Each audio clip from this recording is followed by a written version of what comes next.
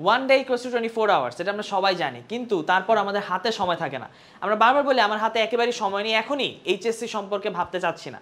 এখন আমরা আগে বর্তমানের যে কলেজের পড়া কিংবা মডেল টেস্টে পড়া সেগুলো পড়তে চাচ্ছি, কিন্তু এইচএসসি নিয়ে যে ভাবছি না, এটা কিন্তু আমাদেরকে অনেকটাই পিছিয়ে দিচ্ছে।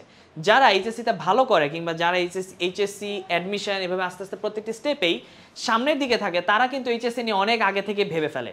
আর তোমরা যে এইচএসসি 26 ব্যাচের স্টুডেন্ট আছো, তোমাদের কিন্তু এখন থেকে এইচএসসি নিয়ে ভাবনা চিন্তা শুরু করা উচিত। এইচএসসির টাইম ম্যানেজমেন্টটা অনেক বেশি ইম্পর্টেন্ট। এইচএসসি পরীক্ষার আগে আমাদের টাইম ম্যানেজমেন্টের উপর ভিত্তি করে আমাদের পড়াশোনার ধরন, পড়াশোনার প্রেশার অনেকটাই নির্ভর করে। এইচএসসি পরীক্ষার প্রত্যেকটি পরীক্ষার আগে 1 থেকে 2 দিন সময় থাকলেও সবাই কিন্তু 1 থেকে 2 দিন রিল্যাক্সে কাটাতে পারি না। কারণ যারা শুরু থেকে টাইম ম্যানেজমেন্ট করে প্রত্যেকটা সাবজেক্ট, প্রত্যেকটা টপিক শুরু থেকে শেষ পর্যন্ত ভালো করে না পড়ি, তাদের জন্য এই এক একটা দিন, এইচএসসি পরীক্ষার মাঝখানে যে 2টা দিন গ্যাপ থাকে বা একটা দিন গ্যাপ থাকে, এই গ্যাপটা মাথার ভিতর অনেক বড় একটা প্রেশার হয়ে যায় এবং মাথাটা হয়ে যায় একটা প্রেশার কুকার। আর সেই জন্য এই মাথার প্রেশার কুকারটাকে যাতে প্রেশার না হয় এবং মাথাটা যাতে রিল্যাক্স মাইন্ডে 2টা দিন আমরা কাটাতে পারি এবং রিভিশন দিতে পারি, সেজন্য টাইম ম্যানেজমেন্টের 5টা টিপস তোমার ফলো করা উচিত। টাইম ম্যানেজমেন্টের প্রথম টিপস হচ্ছে তোমাকে একটি রুটিন বানাতে হবে।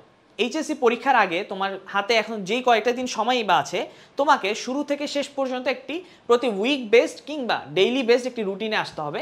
তুমি সেই রুটিনটা বানানোর পরে সেই রুটিন ওয়াইজ যখন পড়াশোনা শুরু করবা, তখন তুমি একটি নিয়মের মাঝে চলে আসবা এবং এই যে তোমার রুলস এবং রুটিন, এটি তোমাকে আস্তে আস্তে এইচএসসির ভালো করার দিকে এগিয়ে নিয়ে যাবে।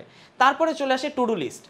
রুটিনে আমরা অনেক কিছুই রাখি, আমরা উইকলি রুটিন করি কিংবা মান্থলি রুটিন করি কিংবা ডেইলি রুটিন করি। রুটিনের মূল টার্গেট থাকবে একটি টু ডু লিস্টের আমার কী কী টার্গেট সেটা ফিক্স করা। এটাই হচ্ছে রুটিনের মেইন থিম। এবং তুমি যখন একটি টার্গেট ফিক্স করবে, তোমার সেই টার্গেটটা ফিল আপ হলো কিনা সেটাই তুমি টু ডু লিস্টে লিখবে। অর্থাৎ টু ডু লিস্টে একটি টার্গেট থাকবে, সেই টার্গেটটা যদি তুমি ফিল আপ করে ফেলতে পারো তোমার রুটিনের মাঝে, তাহলে সেখানে একটি টিক মার্ক বসবে। এই টিক মার্কটাই তুমি যখন দেখবা 1 দিন 2 দিন বা 1 সপ্তাহ 2 সপ্তাহ পর, তোমার ভিতরে একটা স্যাটিসফ্যাকশন কাজ করবে যে তুমি এই সাবজেক্টের এই টপিকটি আগে শেষ করবে ভেবেছো এবং এটা অ্যাকচুয়ালি শেষ হয়ে গিয়েছে। তারপরে চলে আসে study and gap blockage method. এই মেথডটা হচ্ছে একটি সায়েন্টিফিক মেথড এবং এখানে তুমি প্রতি 25 মিনিট পড়াশোনা করবা এবং 25 মিনিট পর 5 মিনিট একটি ছোট্ট ব্রেক নিবা। কিন্তু এই ব্রেকে আবার সোশ্যাল মিডিয়াতে যাওয়া যাবে না কিংবা এই ব্রেকে কোনো ধরনের ডিস্ট্র্যাকশনে যাওয়া যাবে না। ব্রেকটা হচ্ছে তুমি চোখটা বন্ধ করে 5 মিনিট রেস্ট নিবা। এতে তোমার চোখের যেরকম একটা রেস্ট হবে, পাশাপাশি তোমার ব্রেইনের একটা রেস্ট হবে। এবং সায়েন্টিফিক্যাল রিসার্চ অনুসারে তুমি 25 মিনিটের বেশি খুব একটা মনোযোগ ধরে রেখে কোনো একটা ইম্পর্টেন্ট সাবজেক্ট পড়াশোনা করা যায় না। আর সেজন্যই প্রতি 25 মিনিট পর পর 5 মিনিটের একটি ব্রেক নেওয়া অনেক বেশি গুরুত্বপূর্ণ। তারপর চলে আসে প্রায়োরিটি মেথড। তুমি কোন সাবজেক্টকে সবচেয়ে বেশি প্রায়োরিটি দিচ্ছ কিংবা কোন টপিককে সবচেয়ে বেশি প্রায়োরিটি দিচ্ছ, এটা অনেক বেশি ইম্পর্টেন্ট। ধরো তোমার কাছে ইংলিশ অনেক বেশি কঠিন লাগে, কিন্তু তুমি জানো তোমার বাংলা অনেক বেশি পড়া বাকি রয়েছে, তাহলে তুমি যদি বাংলাকে ইংলিশের উপরে প্রায়োরিটি দাও, এটা কিন্তু একটা ভুল হবে। তুমি যেহেতু ইংরেজি কম পারো এবং তোমার যেহেতু ইংরেজিতে গ্যাপ আছে, তোমার উচিত হবে ইংরেজিটা আগে শেষ করা এবং রুটিনে তোমার যে টু ডু লিস্ট থাকবে সেখানে ইংরেজিকে একটু বেশি সময় ধরে রাখা। তারপরে তুমি অন্যান্য সাবজেক্টগুলো এভাবে প্রায়োরিটি ওয়াইজ সাজাবে। এবং সবার শেষে যে পয়েন্টটা থাকে 5 নাম্বার, সেই পয়েন্টটা হচ্ছে সোশ্যাল মিডিয়া থেকে নিজেকে ডিট্যাচ রাখা কিংবা নিয়ন্ত্রিত রাখা। সোশ্যাল মিডিয়া এখন আমাদের জীবন অনেক বেশি ইম্পর্টেন্ট একটা রোল প্লে করে।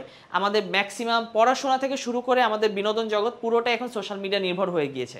তবে সে কারণে তার মানে এটা না যে সোশ্যাল মিডিয়াতে আমাদের এখনও পুরোপুরি নির্ভরশীল হয়ে থাকা উচিত।